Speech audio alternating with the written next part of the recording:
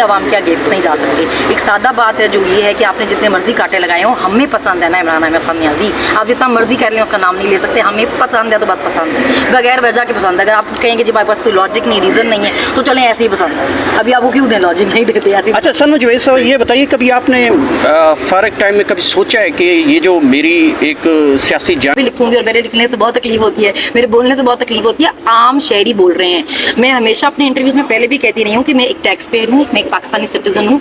जो पसंद होगा वो भी बोलूंगी, जो नहीं पसंद होगा वो भी बोलूंगी ना। मुझे तो आपने किसी अपने पैसों पे तनख्वाह पे नहीं रखा हुआ ना, मैंने तो बहुत सारे लोगों को हमारे पैसों की तनख्वाह पे बहुत सारे लोग हैं, मैं तो नहीं हूँ ना। तो जब हमारे पैसों पे हमने आपको रखा है तो इसलिए तो नहीं रखा कि हमें बताते रहेंगे ये भी नहीं कर सकते और वो भी नहीं कर सकते। प्रॉब्लम ये है फिलहाल कि इनको इतनी सी बात समझ नहीं आ रही है कि हम अपनी ज़बानें गिरवी रखवा के नहीं आए, हमें बोलना हमारा हक है, वो हम बोलेंगे। मैंने जेल काटी है, मैं सवाल करूंगी, मैं पूछूंगी कि भाई जेल मैंने क्यों काटी है। आप इस तरह मुझे चुप नहीं करवा सकते। सिर्फ मेरे बोलने पर, मेरी वीडियोस पर कि जी मैं बोल रही थी, एक रिएक्शन दे रही थी अपना, आपने मुझे 14 महीने जेल में रखा और मेरे पे दहशतगर्दी के पर्चे थे। तो मैं आपसे पूछूंगी, मैंने आपको नहीं कहा था कि खान साहब को इस तरह कोर्ट से गिरफ्तार करें। अगर मैंने कोई ऑर्डर दिए थे कि जाए आप शीशे तोड़ के, दरवाजे तोड़ के उसको गिरफ्तार करके लेके आए, या रेंजर्स बुला लें, या उसको कॉलर से पकड़ के सीटें फिर उसको मेन स्ट्रीम मीडिया पे चलाएं, अगर मैंने ये ऑर्डर दिए थे तो आप मुझे इंस्टिगेशन के पर्चे पकड़ाएं। ये सब कुछ मैंने नहीं किया, जिसने ये ऑर्डर दिए थे उन पे जाके इंस्टिगेशन के पर्चे कराएं ना।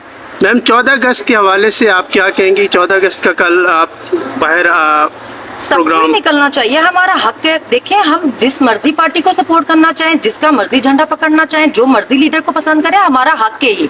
अब हमें हमारी पसंद नापसंद पे डिक्टेट नहीं कर सकते।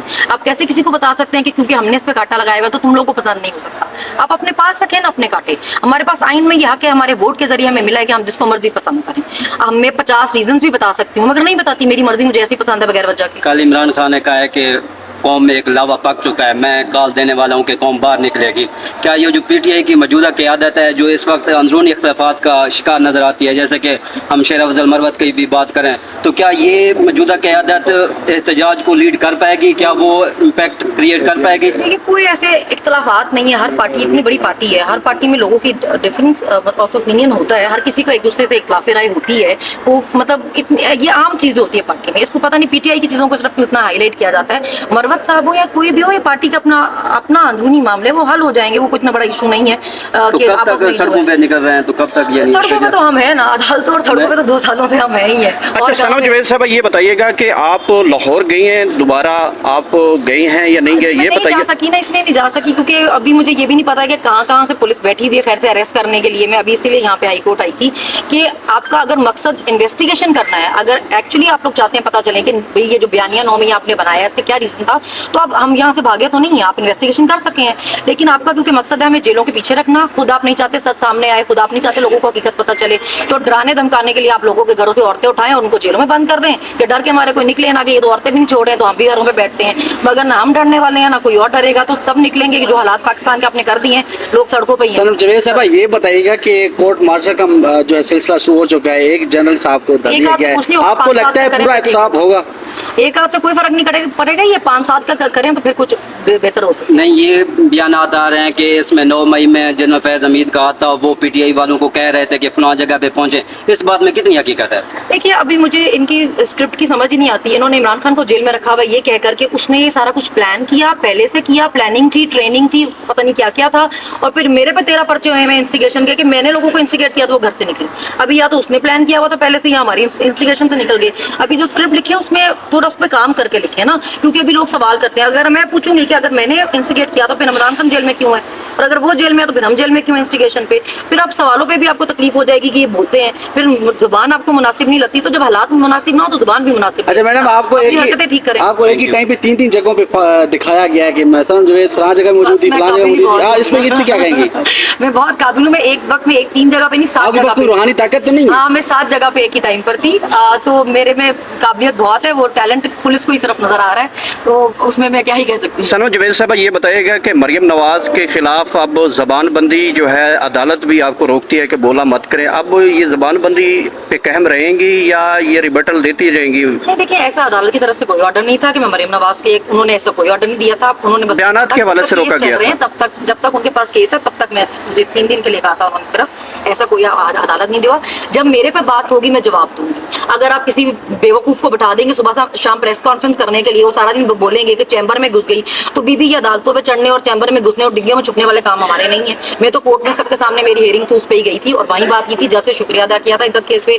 फिर आप मेरी वीडियो पिक्चर्स चला रहे हैं, पिक्चर्स भी चला रहे हैं कि जी देखिए जी 9 मई के आतंकवादी, और उसमें मैं क्या कर रही हूँ, अपनी आंखें धो रही हूँ, मुंह पे अपने वो एक किसी से लेके झंडा बांधा था क्योंकि शेलिंग इतनी हो रही थी। मैं कहीं आग नहीं लगा रही थी बीबी, अगर मेरी कोई आग लगाती की वीडियो तो दिखाएं, कोई तोड़फोड़ करते की वीडियो तो दिखाएं, वो आपके पास है नहीं। जो हमें ही मारे पड़ रही है उसी की वीडियो दिखा रहे हैं, देखिए जी शेल खा रहे थे, फिर बड़ा बोल रहे थे, तो फूल तो भेज नहीं सकते थे, आपके घर बोलना ही था। फिर हम अभी जो है वो मरीम नवाज साहबा जो है अरशद नदीम के घर पहुंचे हैं, क्या कहेंगे इसको बताइएगा? कि अपने प्रिय मैंने टीवी पे देखा कि वो इतने परेशान थे कि कोई पीटीआई का झंडा लेके ना निकल जाए। अभी ये क्या ऑब्सेशन है आपका? अगर कोई अपनी मर्जी से अपनी किसी पार्टी को सपोर्ट करके पाकिस्तान के झंडे के साथ वो झंडा लाना चाहता है तो इसमें क्या प्रॉब्लम है? आपको एक झंडे से भी प्रॉब्लम होगी? आप निकलेंगे 14 अगस्त के बेल के दरखास्त दिया, क्या आपको खतरा है कि दोबारा गिरफ्तारी हो सकती है? जी मेरी सरगोदा क्योंकि हियरिंग थी तो वहाँ पुलिस ऑलरेडी बैठी हुई थी 72 केस में अरेस्ट करने के लिए, जिसमें हमने प्री अरेस्ट ली थी, लेकिन हम उसके जा नहीं सकते क्योंकि हमें गुजरावाला केस में अरेस्ट कर लिया गया था।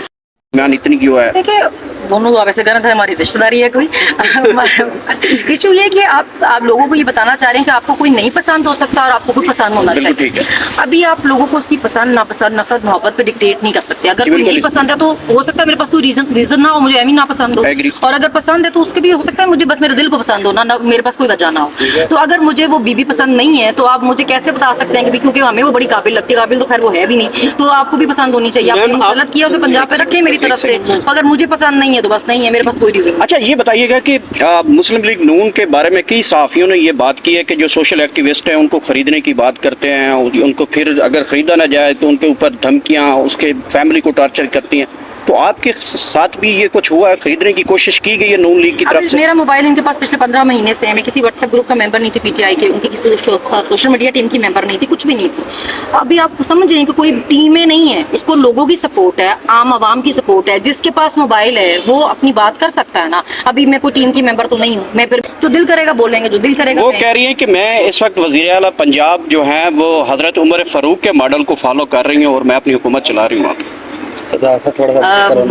वो फिलहाल तो उनकी सिर्फ वीडियोस में ही हुकूमत चल रही है। जो लोगों के हालात है बाहर जाके देखिए, शर्म करें ऐसे बयान देने से पहले। लोग बेचारे मर रहे हैं, अपने बच्चे खुद मार रहे हैं, भाई को मार रहे हैं बिल देकर। लोग अब बहनें बच्चे अपने जहर दे के गले काट के मार रहे हैं, ना बिल दे सकते हैं, ना स्कूल की फीसेस दे सकते हैं, ना खर्चा हो रहा है, ना रोटी पूरी हो रही है। अपने लंगर खाने बंद कर दिए, पनाहगाहें बंद कर दी, सेहत कार्ड बंद कर दिया, कुछ छोड़ा नहीं है आवाम के लिए। शर्म करें बयान देके। सनम जावेद 9 मई से पहले और अब में क्या फ़र्क समझती है अपने आप में? ये तब भी मेरे से बहुत डरते थे, अब तो बहुत ही डरते हैं। ठीक है, लास्ट ये बताइएगा कि इमरान खान साहब से कब मुलाकात हो रही है आपकी? मैं गई तो हूँ 2-3 दफा, मगर ऑर्डर भी लेके जाते हैं, पर मेरे से क्योंकि उनको बहुत ही मोहब्बत है, पता नहीं क्यों चाहते हैं कि मैं तो ना ही मिलूँ। मुझे मैं तो हर चीज में पसंद हूँ। आपसे इतनी मोहब्बत की वजह क्या? बस मैं फेवरेट हूँ। बहुत शुक्रिया, थैंक यू सो मच।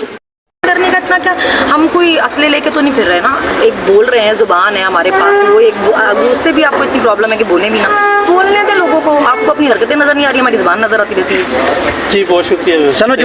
सनम जावेद साहब ये बताइएगा कि आपकी कल 3 सीटें जो है काजी साहब ने उड़ा के रख दी हैं, अब तो आपकी सीटें भी हमें तो खतरे में लगती हैं पूरी कौम को। उन्होंने हमारा पूरा इलेक्शन ही उड़ा के रख दिया था, हमसे निशान ही ले लिया था और सारा कुछ ही उन्होंने अपनी तरफ से तो तभी कर दिया था।